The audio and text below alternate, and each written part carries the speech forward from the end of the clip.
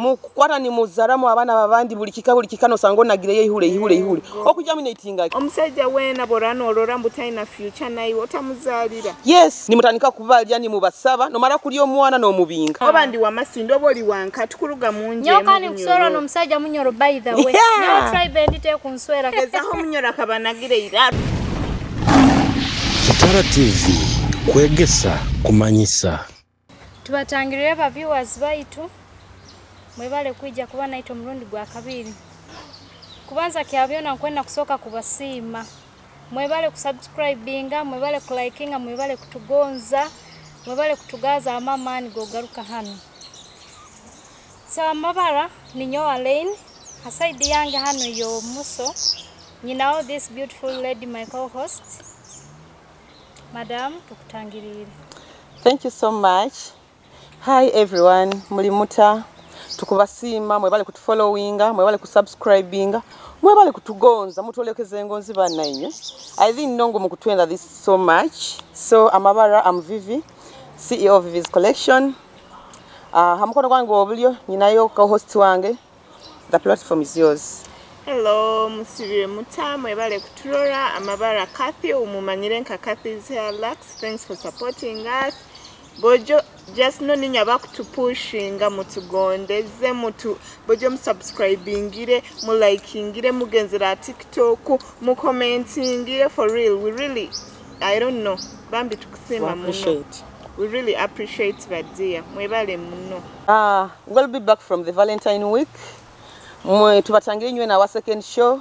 Valentine kaveta abana Valentine abasaija kaba wiki yengonzi abasaija bakahabana ebimuli Kathy understand umusajja akakuha sente ale ni umusajja akakuhaki Valentine kintu kyokubanza nyonka bahamuli mu bantu inyo itona tukaba milimo mpaka saa musanju gwe kironta funeno obira bakugenda out no omusajja atakwena ka Valentine kakamuli boja ka sente itona tukaba milimo by the end of the day but sang 7 to a million ito mwaitu Valentine mwite babulikiro kwenda kiro kimu omusajja celebrating kiro kimu ito mwaitu Valentine babulikiro kwa Valentine it is one day in a year so omusajja nakuole kiyamba kukwenda niwe you are the only chosen one among the whole people so literally nyoko nakusima omusajja wange okampa Valentine. Thank you so much love.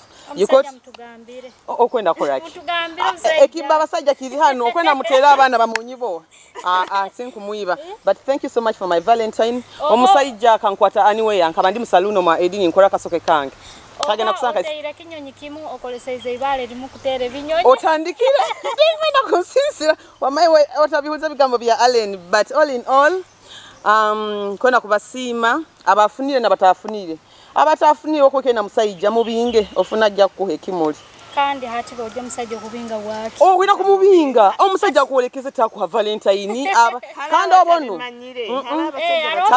hati okimanyiba kwata kihairiwa ino wakihairirondi halo kubata bimanyire atana no wakihairi now let me tell you Vivian halo okuba musajja takwaire kintu chonka izire mubaire hamu kumukara that is okay atamanyire bintu biri no that is so understandable but and abandi tuli mu long distance relationships ngiye kurata but atomusajja akusindikira sente so kano yendo ati tinkusa kutekereza mbo agya akaherezo nde bimuli no as long as ngambira as long as wakwaire sente or a flower okukuole kyambu he loves you that day because that day was meant for lovers you understand nkwenda kusima ba sponsor baitu Kabalega Resort Hoimand Masindi mwebale kutusponsoringa mwebale kutugonza mwebale kuchuzinga us against others.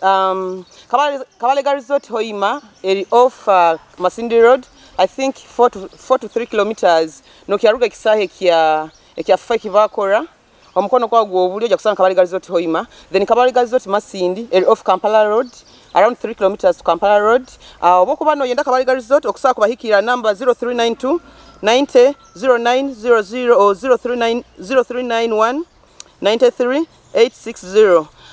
They have good accommodation. The Hoima branch by another spa section. They have the kids section by another big environment for their parties. Oboko boy naka stress come through Kabalega. It's a comfort zone for everyone. You are all welcome. Thank you so much. Tina second sponsor White Cubs juice mumumanyire. Baita ka juice mukahuo. Niko kenyini. Juice kona kali thick. Gonza takanywere otakaliriro ekintu akajuice kakwata munda bambi musupportinge akusangibwa Central Market enamba 0781 43 84 66.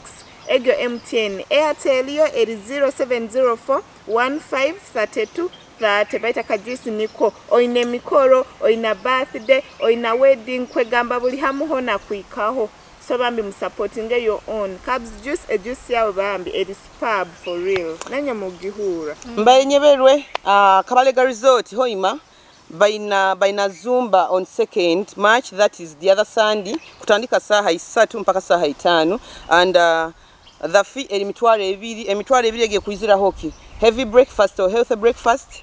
The Zumba, you can either do the spa still on that money or you can do the swimming. So tukubeta inywena 2nd March, it will be a Sunday, the other Sunday. Mwija Kabalega Resort Hoima branch. Abamasi India, Abakiriandonga, Ababulisa, you're all invited for the Zumba. You should come through and enjoy this. It's going to be the second time having Zumba, and trust me, you enjoy. Back to Allen. So tugarukira abimuli bya Valentine. Nyowe nkwenda kuhabuza kumanya. Omusajja bwakuba atakwera kimuli kikolekya malita kwenda. No, kiku depending on which circumstance. Kandi ekintu ekindi ati nyonkurola ebimuli bino I think back then I know I understand that we are in a digital era. Digital era this generation, but if a man did not celebrate you on Valentine, you can celebrate yourself first before you wait for anyone to celebrate you. So togena kuwala no, so not no, here is what I mean as celebrating myself. I can take myself out. You can always do that anytime. On Valentine, by the way, Valentine does not mean only relationship. Your mom can be your Valentine, your friend, anyone who loves you. Anyone who loves you. Yeah, if I'm not in a relationship, I can still celebrate with my friends. Maybe you two we go out or what. So yeah, you're right. Wakubali yoko msajja atakuhaire bimuli my dear. Tike kwoleka ntingu takuenda. Abasajja bano bali bizo bundi nokweba cyali bebwa bambi. Kandi nabamu emyaka. Hatare emyaka yeira. Being that tuli mu civilized environment. So emyaka yeira egyo. So aba yeah? Emyaka yeira ege tuleke mu tukarugayo. Actually you kimanyira abana be surprising abana mutawuni be surprising abana bakakolera on people's pressure, and actually nyina bangi mu inbox yange muno abe surprising omusiki oma Central Market. I was told that hiringa ebimuli ne center bwe 12 yagamba the one of the things I want to slay be posting her TikTok her status approving her pointing like she was surprised. Omuya yamugamba kale nyo na kusasura sente ze kimuli ne sente kandi obonga ebimuli bihotokere omwana akwata slaying atanga kuslaying obile bwika bomukama bimuli kubitabara ne sente atasaswira asasurega mutwaro ku hiring ayi mutwaro ebiti akuslaying etwa status turolengu. Allen was surprised by her man. Allen omusajja kumwenda kumuhe 12 obo 12 ziri mu buke ziri mu in a buke tukula omwana kuslaying tutulao tugenze kula information vivye ekira inbox yango kirora ngo ebimuli bakozeregeki abiyehoserege ate obile buhika tumanya tuta obile buhika kujja kumubanja mukama ebimuli bitabara mugamba obile wabuhoireyo akabamanyira bane babakingire mulingo bakola bamu nabo nanka Central Market omusiki batakumusuwaza batakumuyiha ebimuli omukama ebimuli yakwatega kama nyompe ebyange ebimuli omusiki akamuyiha ebimuli yasuwara. Girls, stop faking life. Your sentence of surprising child muzimpege. Like ana surprising no maybe surprising akasento okaina bite on aketiza in that sakusana surprising nkaiwe ale no bara ku surprising kagama mpamusile inga status nkapostinga TikTok era no mugena page ya TikTok if you know how you know her tag in the comment section abakumanya mu manyiro mwana aketize ebimula kehora. You know kwehore kintu at the end of the day omukama kintu kaja kitabara kakusuwaza but kande kintu okuswala kintu kiro kimu just like one day like pressure you so why do you embarrass yourself speed oyevuge speed bakumpale mu inbox. I am not going to mention your name here but girl be yourself like proving a point to an extent okwehora nebi muri kuslaying Bana bahima mwekozero mulimu. Then inekindi Kathy plan kikahiya kaki. Kahiya kaka. Baito oboina bana mulingo batunankira show ya internet just say it wa postingire tandikire the first show. But sabura. Eke kutusaba tikiriki hiya katukaja twetekanize. This show is not for the week. We are ready for you girls. We are ready for whoever is commenting. Kandi inyo abamu mukosa na fake accounts. So mutatekeza you're going to scare us. No, we are all ready. And we are nkwenda basima mukozere challenge mu sound yet. Yes, sound yet viral. Kandi mwebale kutuenda by the way buli status yogenda buli group you guys musharing gire. Kandi mwaga mwine ensonga imukwenda tubaze itabazo. Mutu inboxing. Yeah. So next show tukole kitu. Niwe turabiye haki yo kwana yatubazo. Batu msoke mungame business zikulibata mutauno ko kasente kalimu bikebi. Kwa brevu na ziri a little bit down. Ziri down because tukuruga mu fees abantu babaire mu fees so hati bwire bunu business twaruga mu December yo spending of course bokaruga mu December kataiza January akasente kabamu katito kitabu emikoro baita ati Feb ebaya abana garuka yesome Febe yo kugenda sise sente abantu bakiranka kusise sente yet sometimes ebintu bitutunda biba necessities mwebale kugaza abana isomero nanya batarolera abana kama bakwateho abana bagenzere kandi abo tubarolera kandi muri basaija bakuru inye baito nkwana kumanya ensonga baki abwake abasaija abamu batarolera abana babo like why I don't know abasaija inye by the you guys need to style up. Why don't you want to take care of your own kids? All you know is kujaminating your sperms, your eggs everywhere. There are men I know in town. Mukwata ni muzaramu abana babandi bulikika no sango nagire ihule okujaminating aki okay naga ihula yo kulinaga stop making people's daughters single mothers but onagire ihuli hanu mwa aleni mwa bukathe everywhere you have kids and at the end of the day you're not taking care of your kids. On that point stop making people's daughters mother single mothers kambazona abakazi abasajja bagenda ni babazaramu. You people are putting these women into depression.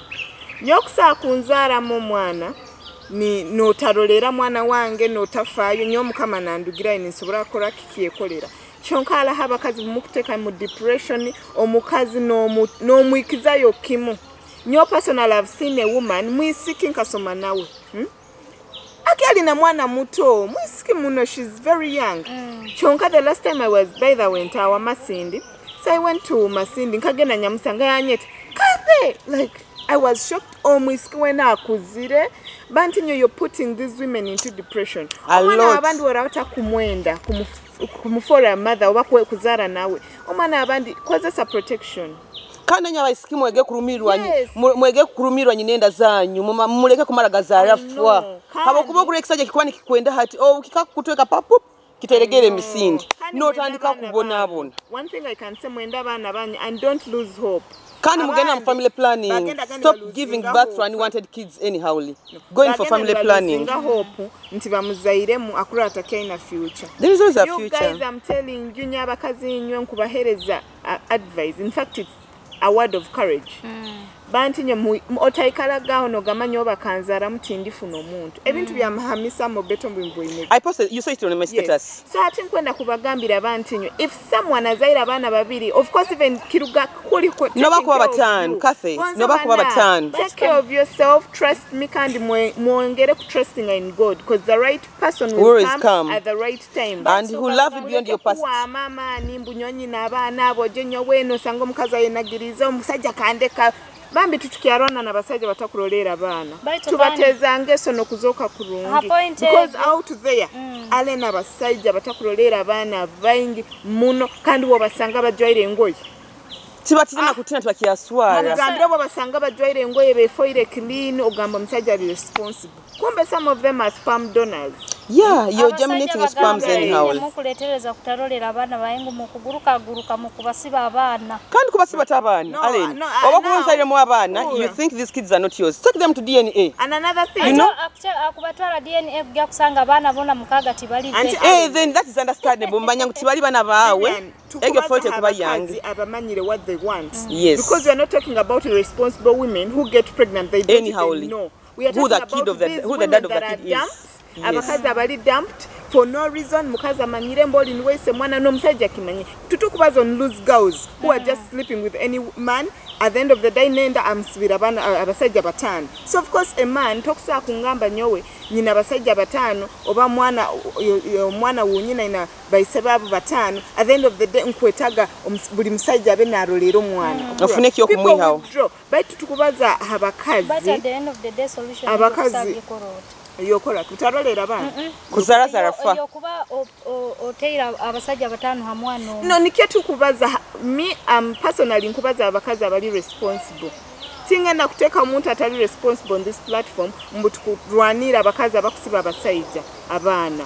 No, iwo bokufunenda okamanya omusajja waawona. And by the way, on this show tugenda kutandika ku exposing abasajja ababutakulolera bana. Tugenda ndoba ko manyira omusajja takulolera omwana mu commenting aho omutaginge. Wangata mu commenting personally reach us out.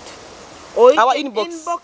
You know our shoplets. Oba otere simo tusobole bizibu bya. We are going to, by the way, this show is going into family buli kimu. And we are here to help a girl child. We are not putting any girl child down. So banu manya akutwekerenda kwehakaini. We shall expose them. Bajja kuzira kuzanya abana abantu kumara kuba putting down. Omwana batakwenda kumuzaramu otabyama nawe. Kandi nanya abayisiki nyaba kufunenda ni muzara omwana nabana bayisenka 10. Mu finding ways. Anyway, omukazi nyo, I understand. I literally know who the dad of my kid is. But I think you guys only do hide and seek. You want to get money from here, from there and there. These things are not good. At the end of the day, you're affecting your kid. You're putting this kid in a situation. Agenda akura, bamugambe, nyoni also. You find this kid is being, everyone is dragging him to his side because he thinks this is his dad. This is his dad. So abaisiki. Yes. To collect drama too, but we shouldn't put our kids. We should put our kids aside and do the drama we are doing, because at the end of the day it all comes back to our kids. Omwana muheise wenyini. Muheise no omanyira ate abaisike kizibu kibagenda nibafuna. Bibya no muntu asakuba no mukazi omusajja mugayiga nabayo no munako. Hata munako ogwo niwa mutwekera. At the end of the day omukazi naayenda. Yes. Naayenda kulya hagayiga. But then I'm telling these girls or young girls nabantu abakutuje nyuma mito omusajja wena borano olora mbutaina future naiwe otamuzalira. Yes. Muleke kusiba abana for sure. At the end of the day you people traumatize these kids. Omanyire Vivian kukuro omanyiro oli nwata dadi wawe. Then at the end of the day bakagamba oli nwata dadi. Yes. It really hurts. You guys are traumatizing your kids. Be real, things are there. Naboke bokuba no genda kusiba omuntu enda obakale no genda kukoro kumpanya munda ya ugereza oli noli. Bambi think about that unborn kid oba no mwana wozaire. It really traumatizes those kids. Kande bintu birubata. Yeah, things do. Omwana gyakura ni babimugamba bakakusibona. So bambi ebakazi batayibayi to be really careful. Nenyo abasaija bora omanyiro omuntu toina future nayo tokwenda akuzalire muleke. Rundi use protection. Abasaija tibenda kozesa protection. I don't know. Stop dating for fun. Funa mukazi wamanyire alona bantinyu. And abasaija. Vivian nakufuna okuzoka kulungo kunyirira. Nakukaikiyoza alo mwana. Boje nyohi. Onzalireke. Bantinyo nzalireke. Boje bambi no kwatano sindiko omwana hati nakulise. Nikiyokora nyoti nkusakuzalira buli musajja omunako. Boje bantinyo abasaija menche. Omusajja omunako. Atakusakusobora embera zindimu. Kwa nyoki halekyo.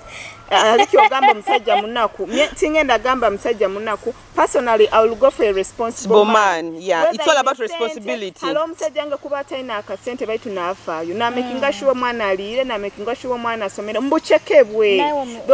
Because out there are rich men who are responsible. So by the way, the rich men ninyo batakyarole ya nabana. Abakazi looking for rich men. Habasajja ba it's all a responsible man.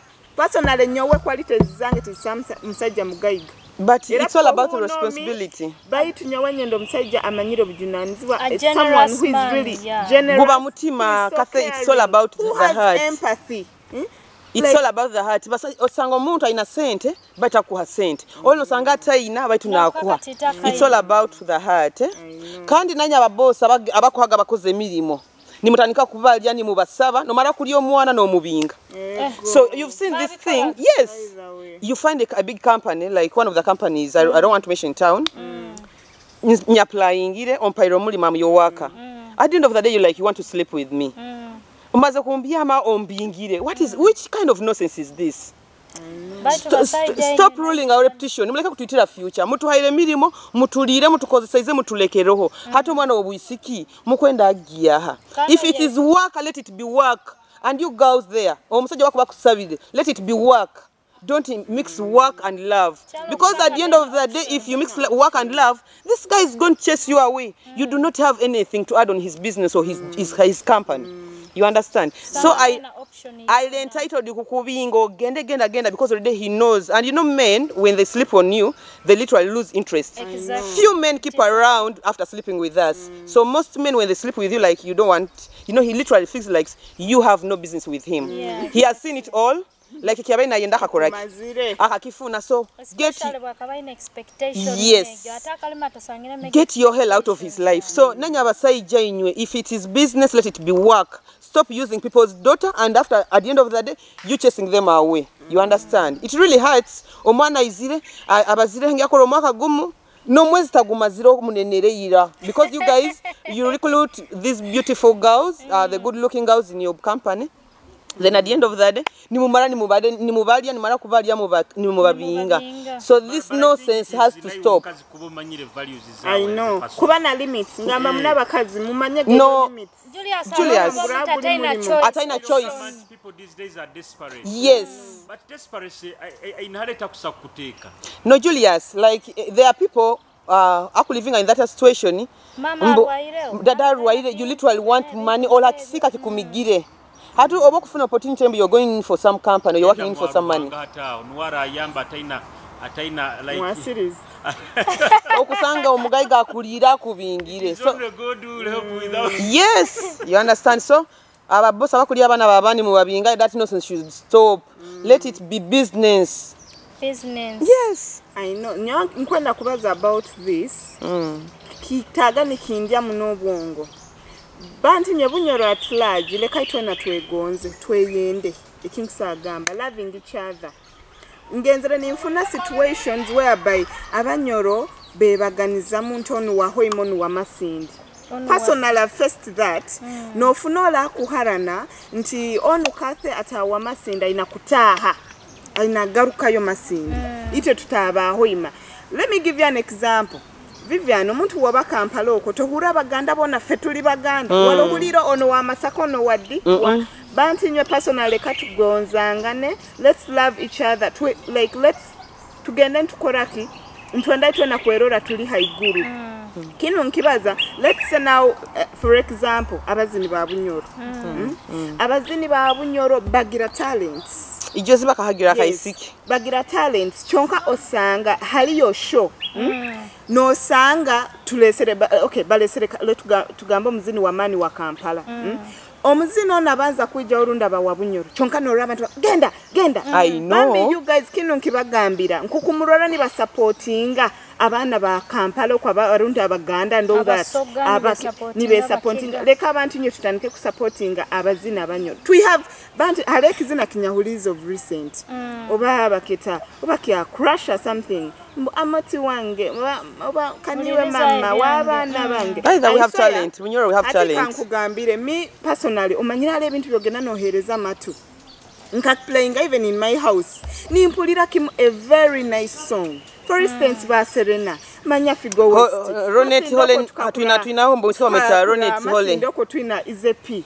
Big, like you people, let's try to support our own. Bonza kitali mbazini bonka. Personally, kinu nyonki gamba on air. Obugenyi bwange. Obugenyi bwange wandi bana introduction nabaki. Personally, omuntu agenda kunturuka kuba munyoro.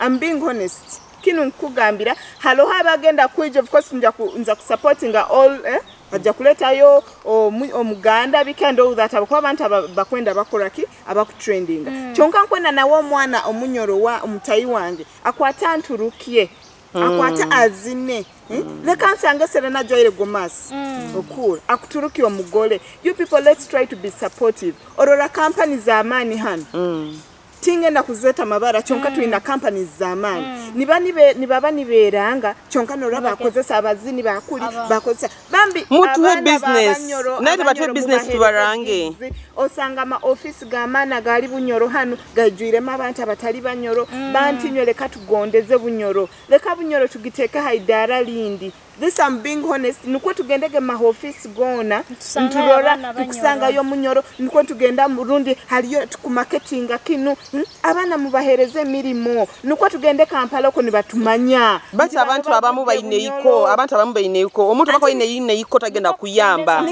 nikyo kimbaliza kyo but iko tikiriga atikasa bundako muri monsinga ogayiga hali so abantu abamu bayina that mentality Habwaki mpaiwe kasa kandi to Kampala gayiga hali yiwo sigalo oli munako let's Vivian obokuba nkwasire ha mukono kali kaija can let's not look at this the present like let's see the future tomanyira muntu wokwarana kase omwana wango gyamusanga nkaha kandi bitu babirora bantinyo deka tutekoho omusingi gw'abana bayita bakwija obunku banyizire tutandikire show leka kundwanisa mbege show inakugwa like you yes but by the other some guy I don't know this guy ovata mukazi bata amusaija you even you even bisexual you even don't know your gender you're there, just there you have even audacity and got to posting a status claiming eshegenda kugwa we are not going to manage swiri you know what ulesera Shane do you know where we came from like I could run fight your own battles and I don't know why this guy keeps fighting girls I karamuntaro za bakazo mojono antoko ati abakubali bisex of course akubaine imparana ha mukaza kubali nka mukayiba nyowe baiza bakuzoka nka mukayiba nyowe gamba muleke kurwanisa abantu let me tell you guys tokulora Shane roho leke gende viral abali Kampala ba media bagambe nebunyoro you know you guys have talent and you be proud of us kandi kinu nkikugamba it is you instead of putting us down you're supposed to lift us Vivian there are some people abakuba nibakibaza kubi abakuba tibali part of it yes personally no mparana abakuba have got this chance and by the way Julius over in our MD over nabantu bona ba Kitara TV personally you like we did not reach you out. Julius, did we reach you out obombo nyonk toize Julius? No, you looked out for us. So and another thing, if you're given this opportunity, none of you can sit here and talk what we are talking. No, you cannot. There are people there cannot even construct a sentence or speak for 2 minutes like the way we are doing. Yes. So you're putting us down. That's bullshit. There's nothing you're going to do. Me personally on this show, ngenda King Kugamba, I'm going to help anyone to come up. Be obo nyenda batonyenda. Reach me out. Mterero ngambe kase nkwenda kuja show na nyo nkwenda kuba part of like nkwenda kuba guest or I want to sponsor to collect to pushing atali kutrwanisa. You guys let's push Bunyoro at large. Nyo kinu nkibalize and by the way kinu nkibasubiza omukoro gwange gwa this year. Yes. Director kuhulire oina kuseruze kanso jo kwate host wawe kurongi you know ona kumanya byona goma sa kuzitozo ready kandi proposal ya cafe inakuba tugenda kumsurprise ngata kimanyire and we'll be live here. I need to talk to the man because he's my friend to surprise cafe hano abazaga chule bayitunkibalize nyagamba abazini ba Bunyoro bayina kuba kandi bayina kusasurwa and by the way tunakwagira this girl is called Dronet I show this weekend tugende tubeyo can let me tell you habayisikibandi kinu kigenda abateka hansi ogenda kwesanga nti omuzina aliyoko habokuba omuntu akukoraho obo omuntu akujweka oba ayiharana na Kathy ogenda kuluzinga out an opportunity of Kathy supporting you orundo kuba inojano ngamba Kathy mba nyendo supporting my show oba mba nyenda like oguletable oba mba nyendo njweke cause personally we have the best wigs in town muturole doro mwane wigi ya joire ziriyo in different so omuntu yakuba inakuyamba kupushinga kuteka haidara okumutere nkokoro because of the things you hear mulekege kujudginga ebigambo tomanyirora kumbaza Habwaki nambaza try to find out before judging. Julius okimanyira ala abantu akusa kuno bataka kuroraga kikusoboka by the way abamu abenyo mkatuno because you have no idea you have wrong information from our ex-friends or enemies or people we've never done bad things just because they do not like us hatina iwe no building mparanira You people have so, mparanira. Nyina muntu nkigamba I don't have tinyina muntu wena wunkusa kutera akakokora. For what? Nyo kabagamba these are earthly things. We are going to die. Omuntu wena rano enda kwijja show. Tuyikire and personally it will be the show thing. Tutugenda kubaona kini manyo ntabazana. And why don't I talk like abakintabazana? Nyo by the way yademkere genye nkyakaruba. Nyo iwe na Vivian mukahukana. Nyowe nyowe na kusigala nimbaza na iwe kusigala abokuba our is none of your business. Exactly. So by the way nyowe tuya kama gambira oba kunyenda oba to kunyenda. Tell them. You will like me by force because you need me and I need you and we need each other. Okay? So bokuba onobere ebo byawe sibo mtima gwawo onobe I don't care but you love me by force because you need me and I also need you. Yeah, munsimu ntitu kwemalira no mugaiga na watozo omunaku no munaku na atoza middle class blomuwe na kwenanga na kwenda mtahi waye so buli no mugaso mbomezi bomugenzi hatinga nganaleta support each nyonta mwana munyoro actually I saw all my TikTok videos most of them are bunyoro music tugamba itona tukuluga munje mu bunyoro nje obandi wa masindo boli wanka tukuluga munje nyokani kusoro no msaja munyoro by the way nyo try bendite kunswera kino kanki okihuliye the incoming man ngeza akabanagira iraru ngeza ho munyoro akabanagira iraru so konkayukayu nyewe ho nandiyo nyo nandiyo bamunyoro oba mugongo oba muki akabanagira iraruboje ukanundani nyeje nyo busawo muntu akunya msaja munyoro batunye kama gambira okona msaja munyoro ene turaki giving a try baitu omusajja kanagira iraru nyo amakiyo nali kusanga happiness nyo nkuyikara nyo munyoro Vivian okubimanye nyo omusajja munyoro akabanagira iraru okaboli mu love ebaho nyo busawo muntu akunya msaja munyoro bali kana buli mu love cafe ndi mu love okwainage ekiro okimanyire director twegeje tukore isoke ekiro tuli mu IDK naho cafe ba muterere simo omwana obojo akameka vivingenze cafe airukirege misindi yaye bangu tubage turagaine kurugaho itwena tufuneki yokulya tuta kathande kirege muibi yairuka nyagamba nyakaita ali mulavu kiro bakuleka nkukatufu abakonyolekeze ngo musajja kunsingira so tukubasima nyona bakyalo ataka subscribing please subscribe utaka liking utaka commenting please do so katugene kunywa mama iskatito katugaruke. Discover your home away from home at Kabalega Resorts, Hoima. Located just 4 kilometers from Hoima City on the Hoima Masindi Road. A real resort in an eco-environment. Nestled near the stunning Albertine Escarpment and historic Mparo Royal Tombs. We are the perfect blend of convenience and charm. Treat yourself to our cozy rooms, mouth-watering meals at the restaurant, and refreshing moments in our outdoor pool. Whether you're here for business or leisure, our conference facilities, camping grounds, and fun-filled kids' playground are ready for you. Escape, relax, reconnect at Kawalega Resorts, Hoima. Your adventure starts with us. Book today.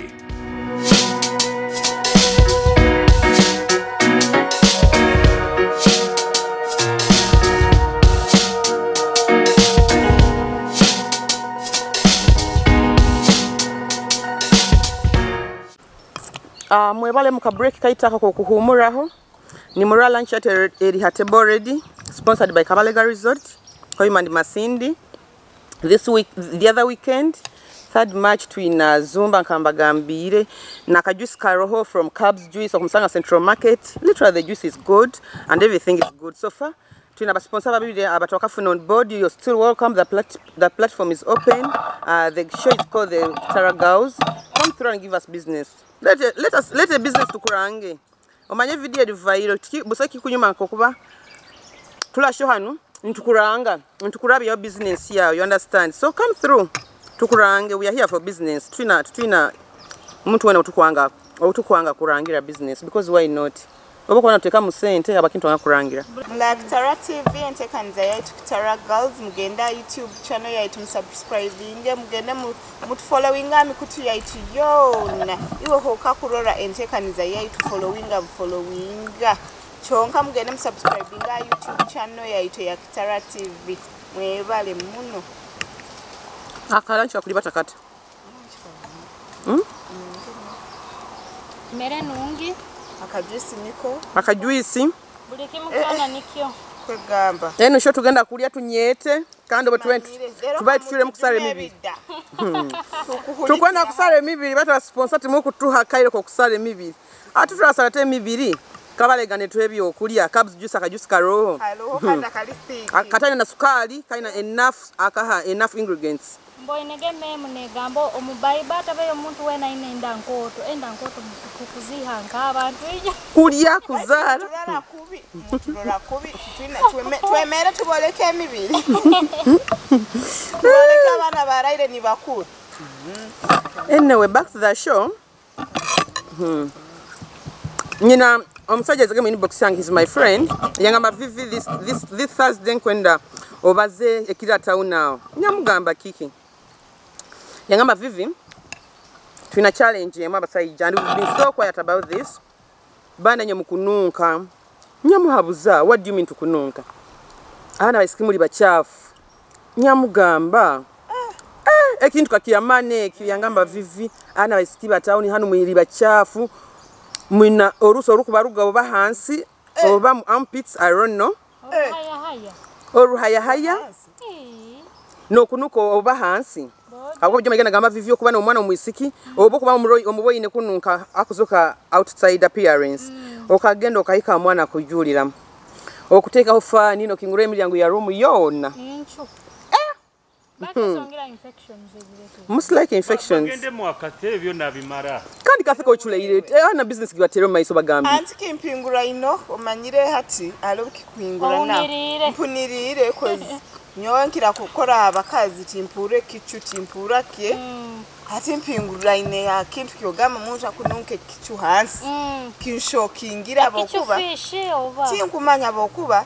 Ngiro muntu banowe hure enchuke nunka kubi kizati ho kuturukira nanya gamba nyamugamba nyakibaza ndi bakuri aga fish ni bagena kuya munamo kenekene osakununka encho bya olire encho kagena kuya musajja nunka encho really neja kabagamba ni I think it's all about hygiene obuyonjo kintu kikuru so magala maiza bakaza abamagaba gakubaruga muga kununka mad kwa experience wakibaliza director wetu wakibaliza sata mazigano nkai wakora mu bedroom products za baisiki kikurugira haki nyonga mbaba isiki banti nyo take your time muraga numunaba kandi bokubo hulire oina enefane discharge iruka mwirwaro hakuba banda hali ebintu ebikurugayo akambireke banti nyo the mobwogireke kule nikyo no sanga no kugitreatinga etware myaka personally I was on TikTok anyarora omukazi nagamba after battling a bad smell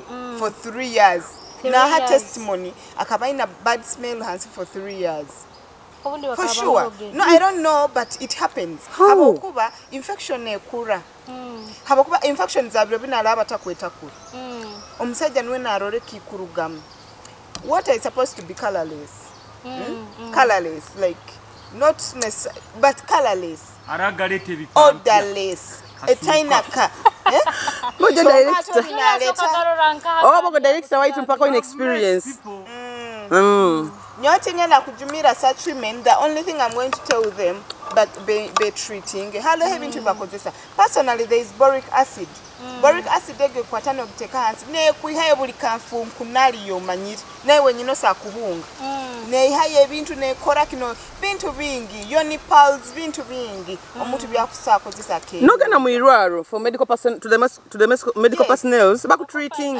alona buntu hati okura bunanka babeta gentle wash ebindi tugenda going so details if you want to know so much you can contact us vitalo hobuntu obuyamba personally nja kuba ntaina infection chonka ngende because some no public toilet yes tugenda kungamba ndadu kangenda kuiruka mukakora kweyamba not every infection ingogifuna mu musaija these latrines the shower rooms we use every time we are always exposed yonga abantu babutera haba kazi kwato we spraying hansi neatness kunaba hansi abakazi benda munoko sa tissues borabo mazire kurunga ebintu byao if you have a chance of having water kwata maizo nabe hansi owe cleaning kurunga bataraba mukuba nenono ndaira bakagamba eno ndaira zintu tumukilinga kurungi kathe oyine ndo ndaira no personally I want you to talk about yourself personally abakuba oyine ndo ndaira abasajja bakleiminga ito abano ndaira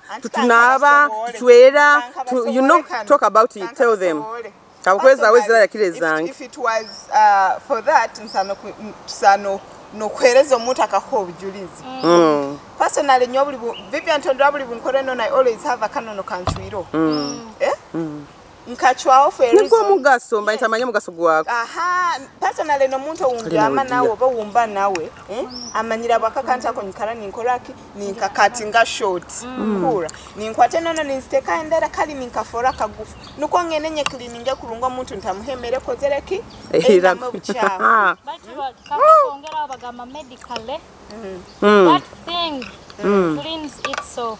Yes. That bagama tingu you're not supposed to kusonseka yo those fingers medically niko nyompura ni bagamba so I don't know. No banti. Medical which medical told you that?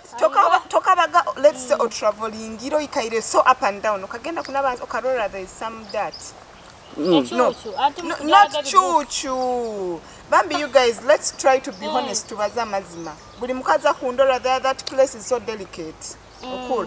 A hunter are so delicate. So mukazi wena aloko, you know, ebe byogama medical mbwits ogendo byamebwe hakwe cleaning. At the end of the day ninyo abakurubata you have to clean it. Kwato take your time. Bojonga mbabakazi take your time while bathing. Personally nyondo muntu wungira amanyire mukata yakinabiro an hour. Omukazi oli entitled kunaba for some good time. Ninkwata ninaba steam. Bantu lekamba hereze this ka logic katito kati. Not everyone can go to obaine bintu byokozese bingi. Personally nkwataka itwana tugira bathrooms zo munju baitu muba muno ka bucket kawo.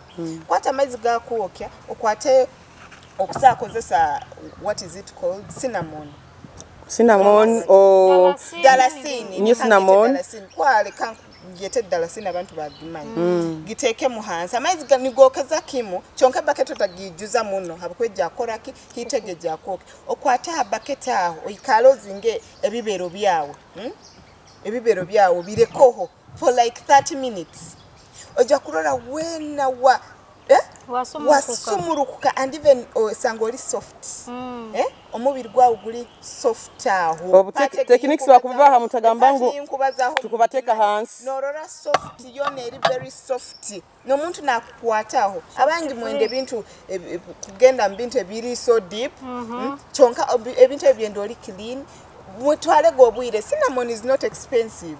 What okakole not every day chonka kakole kayamba ekitu yeke kona nika gonza ka lemon na kala abantu bata sensitive down so ekintu kya lemon nikiba kusoha muno baita kanta kukaleta even good smell.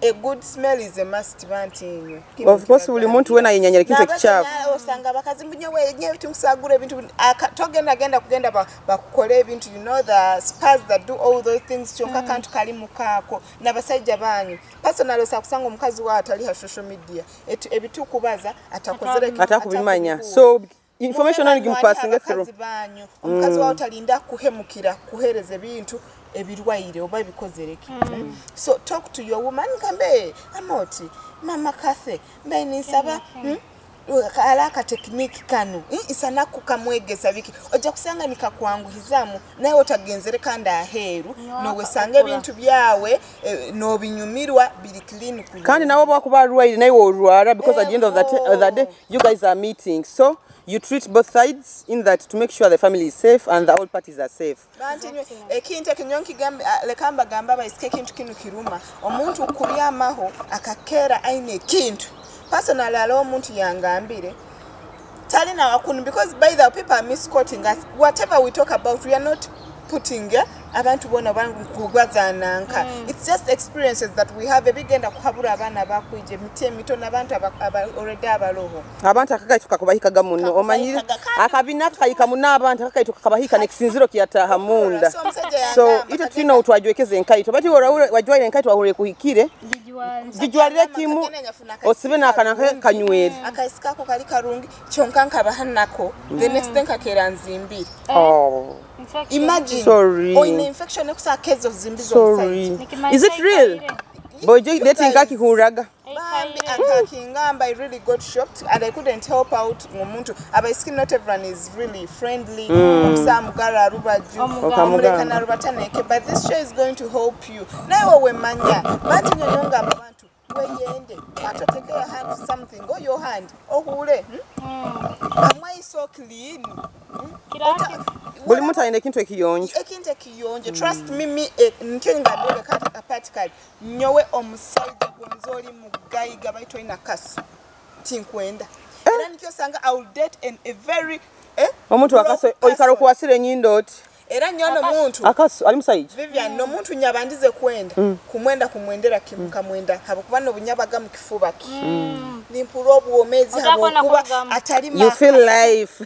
Mwana wo muntu oli tagira kasu emyaka nyamazire nawe. Kandi kathai ogwa mulavu. Muno buntu butito nyonta muntu agwa mulavu muntu butito. Chonko genda kusanga omusajja innocent taina chonka tokusana kuba munku wawazi. Akuboya white. Abagayi gangu mukununka. Omwana gambe agayi gananye mukununka mu town. Ngamre mukununka. I've not put it that way, but ekingamba let's try and get to clean ourselves, both men and women. Omusajja boya kurungi nyobo jo it's a total turn on. Nyowe kinsagamba. Omusajja amboyera kurungi kanti kitwara buli kunaba kateka ya deodorant. Not necessarily ebintu ebiri expensive. Kind of deodorant oba bwakasanju. 15. Atara abagenda tutu. They are getting given kununka na kano. I met someone bojo mumerano ijwe. I've never had that. Ngamba mugulire Red Bull. Bayo bakibaza wena nkora bukora anti. Atabo baba barayi batasingire maino. Or else I know mubiri gurungyo kumurura pati. Okay, manyira hari infection omukazi womuntu wekwikaramu eka developing a wounds in your mouth ekaturuka, and that infection causes bad odor in your mouth. So literally either infection emwikairemu ekaturukira nka mukanwa nakana kantu Viviane omukazi wena bagaza bagenda out, mostly women ati nko kunsibira duka oba nsibire mutani biki bunkuba ningenda out tahabambi sweetheart onabo singa maino haba kusibire nolya since morning ati nkerere genya lya breakfast bwire bunundire ngyagaruka ndye. So in the evening by the time I'm going out bunkuba ntasingira kano kani nkateka emyenge saregira different flavors and all that. Hatogenda kwesanga ntabwire ebintu omusajja no mwiruki no mouthwash bubayo joba ntinye buntu butito buntu wa arombe just nabuno obuspuro spray just kusanga kanira tibakahulire producer kateke motoka ihamu omusajja mubalize ibara mukuto takayihamu nakuli okayihamu gonza just kusanga aina ka mouthwash nabara brushing you're in love. I know anazire kunaba bikibiki yetu genda kwesanyusa no rap take ka mouthwash.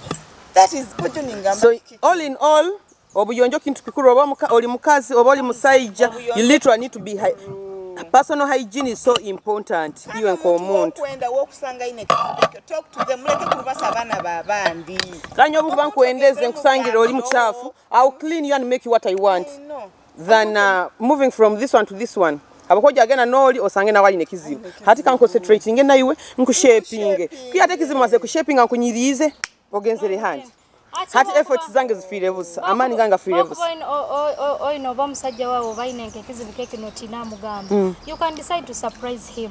No, my man, I'll talk to you. If you're my man, no, we are open. We need to talk like we talk. Omanyanti ngo aro relationship ngu aro some relationship nga they don't have that friend in what am I doing? No. If you cannot be free with the man you're sleeping with, someone who's seeing you naked, you're dealing with the wrong person. Okay, what I was trying to say is kala if you cannot tell him over isangimage situation, maybe you can decide to gift him in a party something. No mgula something. Hey. No mgrab few move deodorant. Yes. Yeah, happy new week.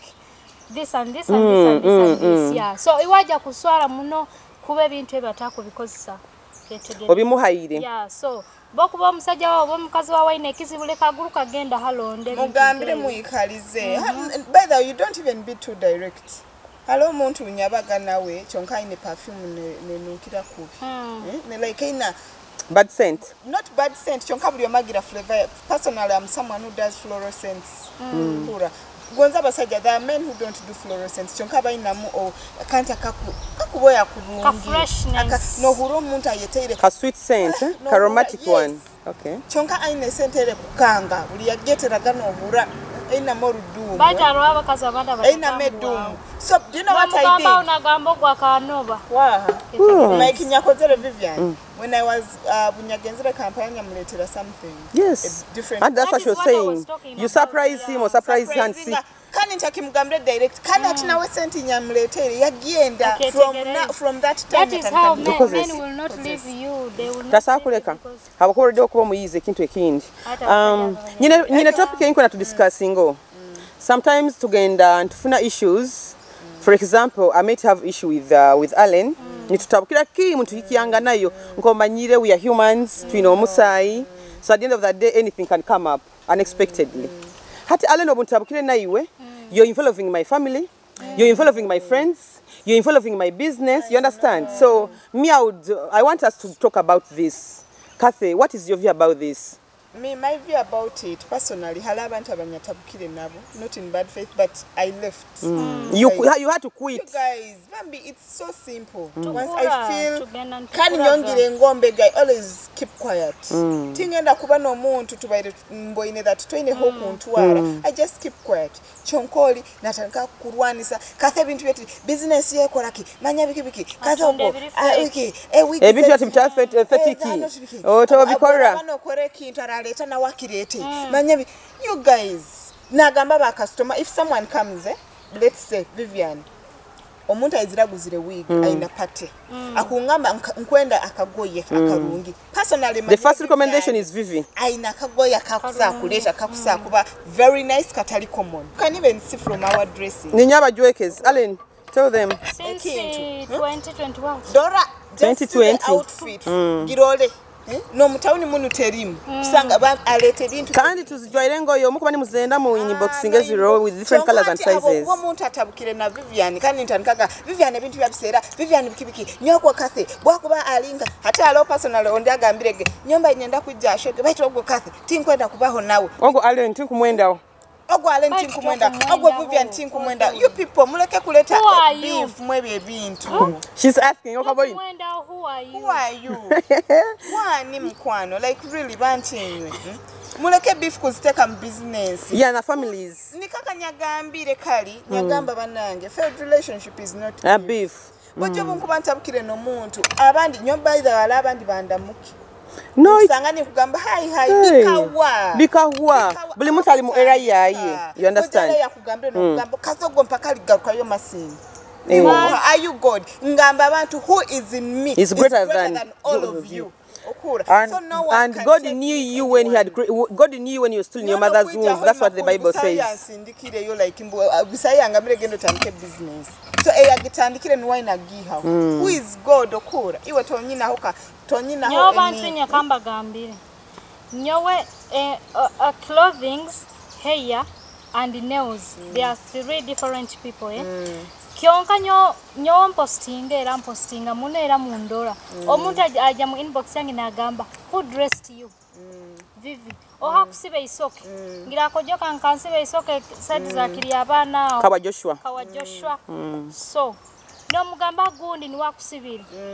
oha kusale nono kin oli noli kionko kusanga olo mugambiro oha kusale nono okamugamba nanko naga lero ogwasera gamba otagena mu Vivi hakiro rugoyi kantrumi Kampala so hati okulora tata tunde wigi chonkara agenda gitozi hati norora iwe wenyito kuhagira umwana wa butaka toko na kumuhagira ukutegeza ngo baramuhagira ragayigahara muno kind of forgetting at the end of that day no bunku bakurungi kusangira muhanda I'm driving think sa kutere chuchi you understand no one knows tomorrow Vivi I go to Kampala but ogura bani nyenda something I text her nanga makindeted can you get the exact this because I know she's good at doing her work good at her delivery mukurazi nengo ezinjwa it's 2021 yeah can't nkala go muntu muhoima munazijwa but ni mutisigo busa anyways obutuka tutabukire obutuka tutabukire nyowe let me talk about the family side obunku batabukire nawe Kathy You have no right of attacking my family. Put my kids aside. Put my mom, my siblings, my dad aside, because it's all me and you. Like agenda, okubaza family yange, okurangira family yange, you've made my family talk all over the town. Yeah? You're putting down my family. You don't know what my family goes through to put me where I am. You don't know what I've gone through to see where I am right now. But you like Vivi, oh go abana, abasaija. You don't know me. And you guys by the time tumanyire, people who know us, they are never putting us down. But some of you claim you know us, yet you literally have the fake information you've got from people who don't know us or who don't like us. So hati you wait to tabukire. If things have ended, leka bihuwe, but leka kuteka mu mama wange, kuteka mu bana bange, leka kuteka ho feelings. No, stop being too person. You're being so person. Buli wahure kintu kiri mu kathi akigurukira na kishadukira okujuka kinyabaye nimbaza hano ka saluni ko olo miskeze ka saluni ke ifo hali rusaka ifokuni oh la karuganda gamba omuntu wakubaza we saluni you people tali ninywenywe nkaba ine saluni abana baina saluni kagamba hanu tagamba nkabangezero on that saluni yake saluni ngita amegwe yo kubaza mbuka bano manyisa nyowe you guys nyo mumpe business abantu abo muwampe mumpaka sente nyo nyemere mu town imbarangire bagende undi nakagambye weganye family yaye nyowe kandi if you there try my family, you're trying the other side of me. The worst you can do is abusing me, do anything, genda or commenting on Jume, but don't put in my kids, don't do anything bogus when it comes to my family. Because you cannot even sustain my family a minute like this. The more you post us every time you guys are you're making us show your insecurities. No, back to later trending. Because and they forget we have similar contacts or similar clients, mutual friends. You're posting a show someone is sending it in my inbox, you understand? So literally each way we are not here for anyone. We are just here to uplift a girl child. You guys, me, I'm past hatred and I'm past. We are beyond that. We have things to do. So beyond all that. We are busy. Era personally, me, I'm not in any. Era bantu miregabire unda kangamba ohawo harana. Personally, tinyino muntu unko. Maybe umkobar. No, mkabara nyoti mu. Aunt tell you. That's what I'm saying. Maybe. And because tell you, maybe estimated. You guys, we have so many responsibilities. Personally, nyaba ampara na mbahire responsibility yange kumare wike mumu kukaba. Nekiro. So mutuleke you people bungu banta mtakulo hondeka ngoze tuli hasho yaitu bora bano huro kivuganya genda handi nayo ukoleze nyawa ko director balete TV zindi bakole show abokuba it's like bakwenda kuteka hembera feelings they show bakweyolekya we are proving a point. Sorry, we are not proving a point, but you have omutima gwawe you're seeing it in that perspective ito tukweyolekya nayo rugayo yolekiye. Can't abamwinyo tubahirege these seats or this platform. You cannot talk. Mugaruka ne minwa ne msana matero mulibi bub. No saga me mina wakwase negam. You understand? So literally stop that bad heart. Wish us good, because at the end of the day this world we are living it's not our home. Bantu nye tables stand. Omuntu wo kuba kubito kumanya hora msanga. Nkaja kuba no enda kunyikiro inekyo kwenda kuranga. Orundi personally tukukwatagana. We are going to bring someone whereby twena tukura inekya agenda koraki. So tokumanya rundo la gya kutera kakokora. Ukura. So there is nothing like tomorrow. Bokuba no mparana na nyoni nkuharana. Honestly speaking, I know. Tit for tat. I'll slap you. You slap me, I slap you, okay? Parana na nyotwe harani, okay? Steal my money, also steal yours. On the mesa hamuli mona nyokle mesa. On doge. Bantu inyi. It's only God. Hey, abantu atu Allen. Atu Allen akajua. But on a real grounds, people are taking us for granted. Yeah? So if you come out and try the side of me, I will show you the worst side of me. Exactly. But sometimes we do this to respect our image, for the public opinion, and being that to Kitara TV, we literally have those people who are being inspired by us, and those people who are believing in us. So we don't want to kill our brand, and don't force us to do that. Bye too. See, that's why I love Winnie Nwaji. I love the way she slaps her fan. She will slap you. I'm telling you, you open your mouth and then she slaps you. Hey,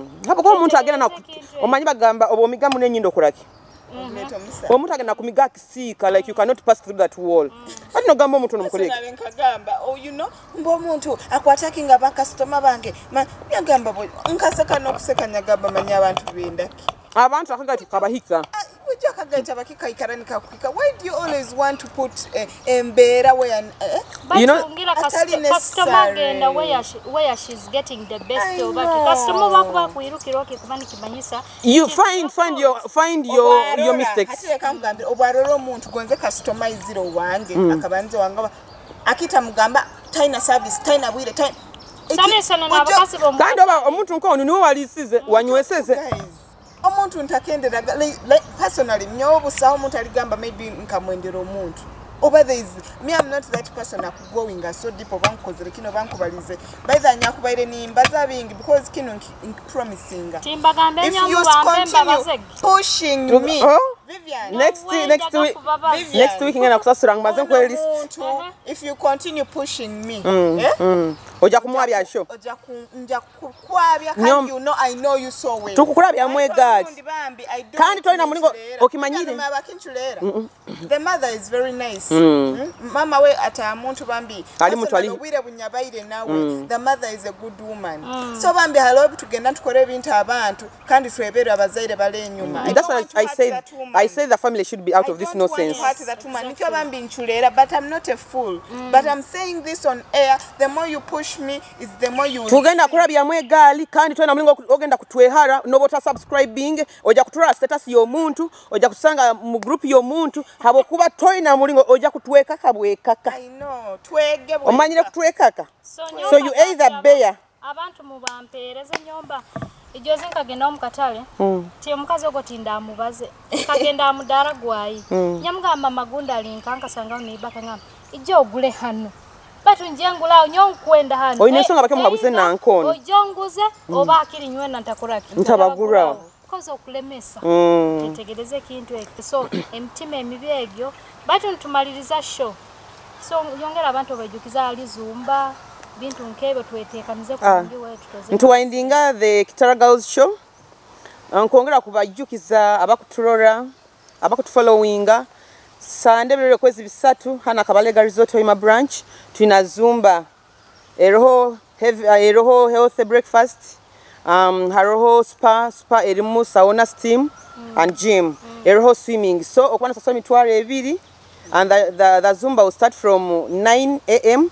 tubatumanyira obwirobo murugire ha church so you just switch off to Kabalega kuruga saha 3 mpaka saha 5 okusasura mitware ebiri no funaka breakfast akali healthy no swimming oba no genda mu spa onyumire weekend because this is life we are living this world so Ebwana aba Cabs juice aba sponsor baita ba kabiri Cabs juice baina ka juice karungi bojo kanywiro hogaba kanywa hanu akamanya nanya baka bojo nebyo kulya bitulemere aka juice karungi aka juice bojo bali too clean akantu tukaina halobo sanga juice zindi bintu hansi chonka bana abantu mugende mu basagike oyino mukoro oba kweranga oba kapate abantu ba masomero aka juice soda muzireke zikurwaza but juice never nungi health wise so mu supporting aba Cabs juice baine juice nungi kandi zebike bikwaukana kandi baine paint ya hands kutandikira muntu wansuwe 10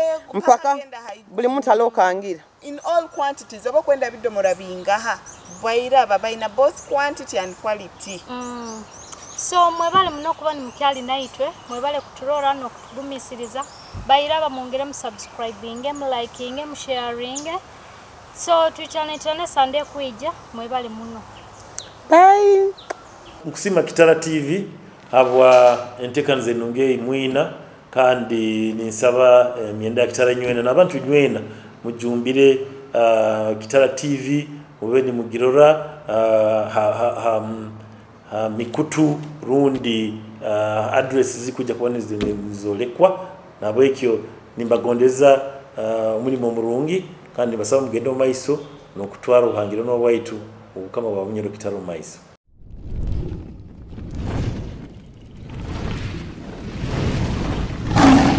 Kitara TV, Kwegesa, Kumanyisa.